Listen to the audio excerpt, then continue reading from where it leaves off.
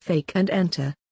Good evening ladies and gentlemen, welcome to our show, said a voice that came from the stage of a small theater. He's throwing his voice or using a microphone, muttered a bearded man with an Italian accent. On the stage appeared the owner of the voice.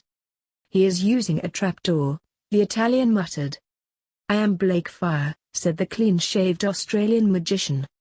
Another magician appeared on stage in flames. He looked like a cross between a vampire and a magician. Trapdoor and pyrotechnics, said the Italian. And I am Max Starfire, said the vampire. My assistant, said the first magician. The second sneered and snapped, I'm your partner, Grandad. Max was the husband of Blake's granddaughter. He was older than he looked. Max, snapped back Blake as he beckoned Max to come over to him. Blake removed his own top hat in a flourish. Max pulled a rabbit out of the hat, then opened the rabbit's mouth. Blake's eyes widened in horror and he screamed no. Max pulled a hat out of the rabbit's mouth. It killed the rabbit. Blake, who was covered in rabbit blood, screamed not again. Bring down the curtains. The show's over. How did they do that? The Italian asked. Soon after, the Italian went to the theater's back door to meet the magicians. He wasn't alone. The fans and autograph hunters were there too. Mr. Alexander, how did you do the trick with the rabbit? Asked the Italian when Blake walked out of the stage door. Blake was shaken. I am sorry if it distressed you. I've told him 1,000 times not to try to pull a hat from a rabbit. It only ever ends up with people trying to ban our show again, Blake said. But how did you do it? Asked the Italian. A magician never reveals his secrets, said Blake reflexly. I'm a magician. I am the great Fognini, said the Italian, pronouncing his name as Fognini. A serious you are the great Fognini? Said Blake. Yes, I am Fabio Fognini, master magician and fraud debunker, said Fognini, pulling out a business card, giving it to Blake. Blake, read it. Oh, you are the great Fognini? Said Blake, recognizing his name. He was known as the Italian Houdini. Houdini found fakes and knew all tricks.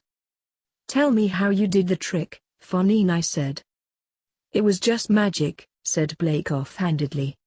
Tell me, I have to know, said Fognini, desperate to know. Magic, said Blake. Here, have a signed copy of Blake's book, said Max, walking out the door, handing everyone including Blake a copy of Blake's autobiography. Max, I didn't sign them, said Blake, frowning, and I haven't written any books either. So sue me. It was ghost-written by your son Tempus and I enchanted them to have your signature, said Max, laughing, seeing how angry it made his friend. Thank you for the book, said Fognini, not understanding anything he heard. Tell me how you did it? Asked Fognini.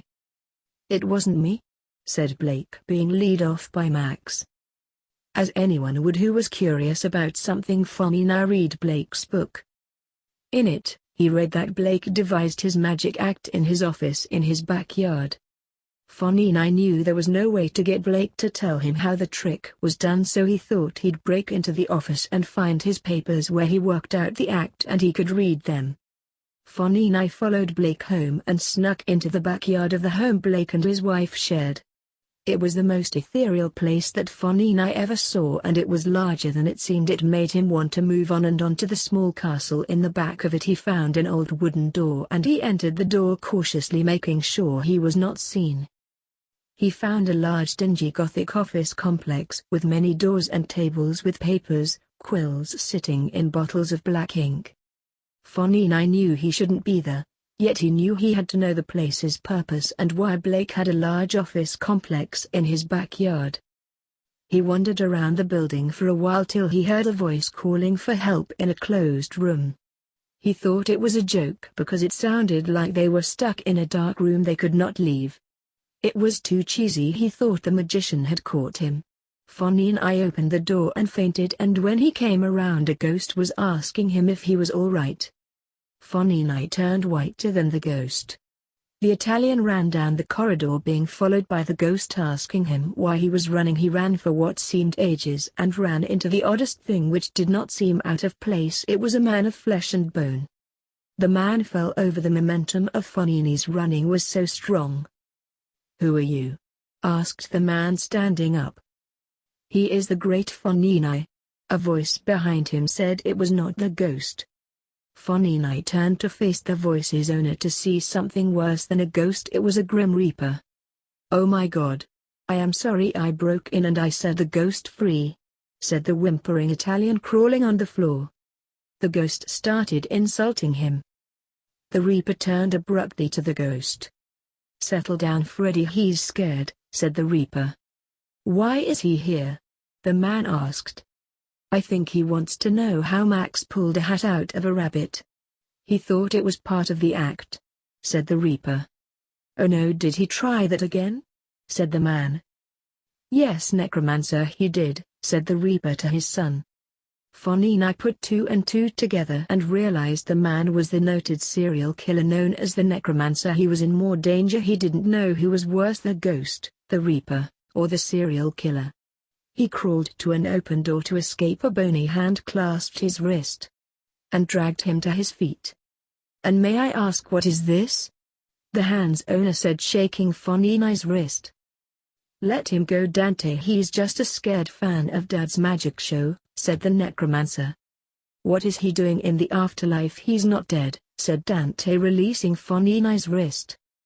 The first reaper looked like he was frowning in his attitude, but he had no eyes. "He asked me how Max pulled a hat out of a rabbit. I couldn't tell him how it was done, so he seems to have decided to ransack my magic act notes to find out how we did the trick," said Blake. "You are Blake Alexander?" said Fognini. "Are you surprised to find me lurking in my own office?" said the reaper Blake quizzically. "No, just I wasn't expecting this den of monsters," said Fognini. "You stumbled upon the anteroom of the afterlife. The monsters aren't monsters, not all of us," said the reaper Blake. "Hey!" snapped the necromancer, sensing another jab at him. "What?" said the reaper Blake, who smiled at getting a rise from his son again. "Freddy's harmless as a kitty cat, he's just claustrophobic," said the reaper Blake. "Only problem here is Dante. It looks like I'm in for some more paperwork because you broke in." "You are right there," said Dante. "What will we do with the phony then?" said the necromancer. "Lance, you guide him out of the building and back to the street through the enchanted garden. He will only come back here if he's unaccompanied. In the garden I enchanted, so anyone who strays from here comes back. I didn't expect people would want to break into the afterlife," the reaper Blake said. The necromancer led Fognini to the street after saying thank you to Blake for being understanding and goodbye to them. Freddy was judged and put in a big room, while Blake returned to his office with a new pile of paper to sign. To his great annoyance,